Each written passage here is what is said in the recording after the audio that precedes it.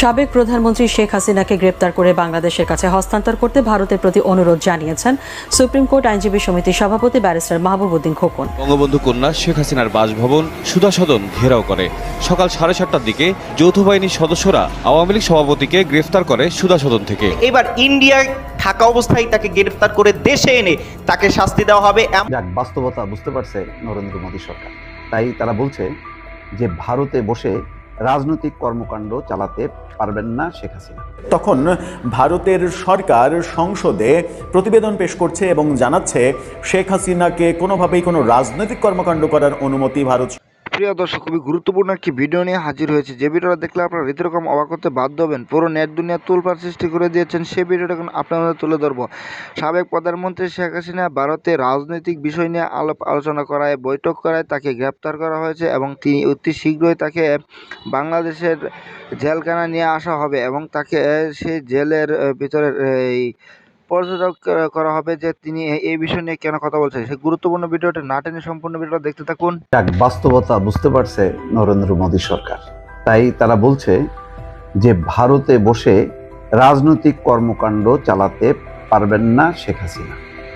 সংসদীয় কমিটিকে মোদী সরকার এই যে অব্যাহতভাবে শেখ হাসিনা প্রায় তার অডিও ভাইরাল হচ্ছে, সোশ্যাল মিডিয়াতে আসছে, তিনি যত বক্তব্য দিচ্ছেন ততই বেশি ভারতের সাথে বাংলাদেশের সম্পর্কটা যে নিবিড় হবে, গভীর হবে বা কাছাকাছি আসবে, কোনোটাই হচ্ছে।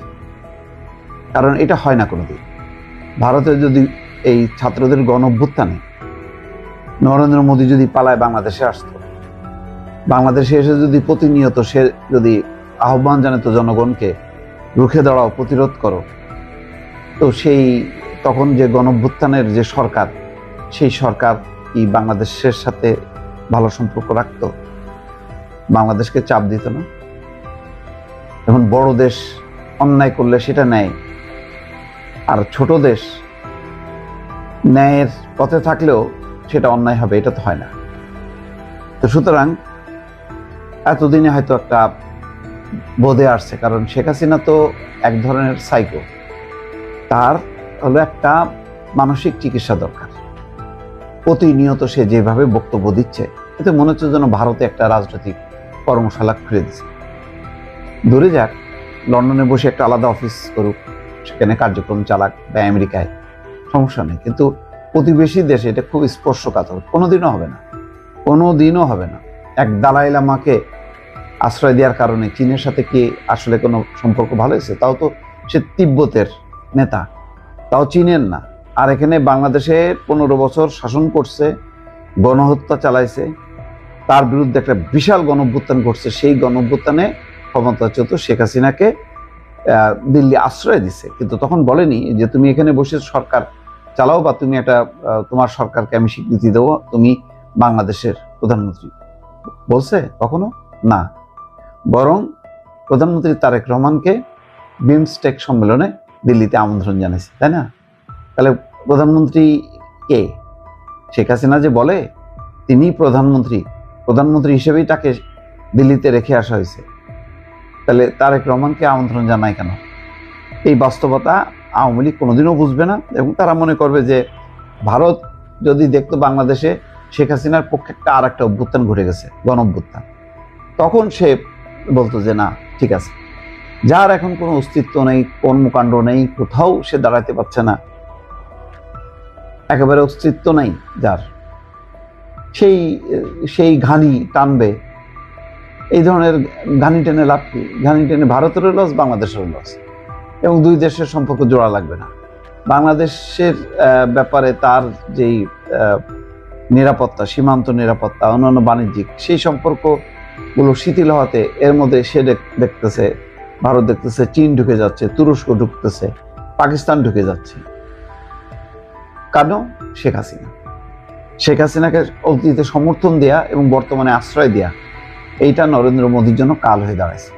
এইটা এখন হয়তো মোদী সরকার বুঝতে পারছে, তাই বলতেছে যে ভারতে অবস্থানরত বাংলাদেশের সাবেক প্রধানমন্ত্রী শেখ হাসিনা দেশটির মাটি ব্যবহার করে কোনো ধরনের রাজনৈতিক কর্মকাণ্ড পরিচালনা করতে পারবেন না বলে ভারতীয় সংসদের একটি স্থায়ী কমিটিকে জানিয়েছে প্রধানমন্ত্রী নরেন্দ্র মোদীর নেতৃত্বাধীন সরকার।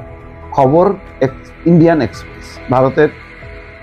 ভারতের সংসদীয় পররাষ্ট্র বিষয়ক স্থায়ী কমিটির সর্বশেষ প্রতিবেদনে এই তথ্য উঠে এসেছে।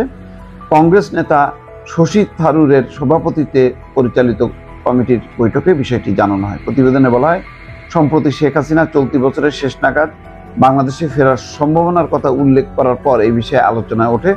বৈঠকে বাংলাদেশের আইনমন্ত্রী এম আসাদুজ্জামান বলেন, শেখ হাসিনা ভারত থেকে দেশে ফিরলে তাকে তাৎক্ষণিকভাবে গ্রেপ্তার করা হতে পারে। এদিকে ভারতের পররাষ্ট্র মন্ত্রণালয় কমিটিকে জানায়, শেখ হাসিনাকে প্রত্যর্পণের জন্য ঢাকার পাঠানো অনুরোধ ভারতের প্রচলিত আইন এবং নির্ধারিত প্রক্রিয়া অনুযায়ী সংশ্লিষ্ট কর্তৃপক্ষ পর্যালোচনা করছে। সংসদীয় কমিটির প্রতিবেদনে উল্লেখ করা হয়, শেখ হাসিনাকে ভারতে অবস্থানের সুযোগ দেওয়া হয়েছে দেশটির মানবিক ঐতিহ্য এবং সংকটাপন্ন ব্যক্তিদের আশ্রয় দেওয়ার দীর্ঘদিনের নীতির আলোকে। তবে একই সঙ্গে ভারত কঠোরভাবে এই নীতি অনুসরণ করছে যে তার ভূখণ্ড থেকে অন্য কোনো দেশের বিরুদ্ধে রাজনৈতিক কর্মকাণ্ড পরিচালনা করা যাবে না। তাহলে এটা পরিষ্কার, আর বুঝতে বাকি আছে? এটা আওয়ামী লীগের জন্য একটা বিশাল বার্তা। এখন শেখ হাসিনা আওয়ামী লীগ বুঝুক যে সে তার রাজনৈতিক কর্মকাণ্ড পরিচালনা করতে পারবে কিনা, ভারত এই দায় আর বহন করতে পারবে কিনা। সাবেক প্রধানমন্ত্রী শেখ হাসিনাকে গ্রেপ্তার করে বাংলাদেশের কাছে হস্তান্তর করতে ভারতের প্রতি অনুরোধ জানিয়েছেন সুপ্রিম কোর্ট আইনজীবী সমিতির সভাপতি ব্যারিস্টার মাহবুবউদ্দিন খোকন। বঙ্গবন্ধু কন্যা শেখ হাসিনার বাসভবন সুধা সদন ঘেরাও করে। সকাল 7:30টার দিকে যৌথ বাহিনীর সদস্যরা আওয়ামী লীগ সভাপতিকে গ্রেফতার। প্রিয় দর্শক, আপনারা তো সম্পূর্ণ ভিডিওটা দেখলেন। দর্শক, ভিডিওটা কেমন লেগেছে অবশ্যই ভিডিও কমেন্ট বক্সে আপনার ভিডিওর মতামতটি কমেন্ট বক্সে জানিয়ে যাবেন। এবং এই ভিডিওতে যে চাঞ্চল্যকর তথ্যগুলো রয়েছে, যে তথ্যগুলো আপনারা নিশ্চিত দেখে বুঝতে পেরেছেন যে রাজনৈতিক বিষয়ে ভারতে কথা বলার সাবেক প্রধানমন্ত্রী শেখ হাসিনাকে গ্রেপ্তার করা হয়েছে এবং সে সাবেক প্রধানমন্ত্রী শেখ হাসিনাকে আবারও দেশে আনা হচ্ছে অতি শীঘ্রই, এবং তাকে দেশে আনা বাংলাদেশ জেলে হস্তান্তর করা হবে। এই বিষয় নিয়ে আলোচনা পুরো দেশে তোলপাড় সৃষ্টি করে দেওয়া হয়েছে। তো সেই ভিডিওটি আপনারা তুলে ধরছি। ভিডিওটি ভালো লাগলে লাইক কমেন্ট শেয়ার করবেন। চ্যানেল নতুন হলে অবশ্যই চ্যানেলটা সাবস্ক্রাইব করে দিয়ে পাশে থাকা বেল বাটনটা অন করে দেবেন। পরবর্তী ভিডিওর জন্য অপেক্ষা করুন। ভালো থাকুন, সুস্থ থাকুন। দেখা হবে পরবর্তী ভিডিওতে।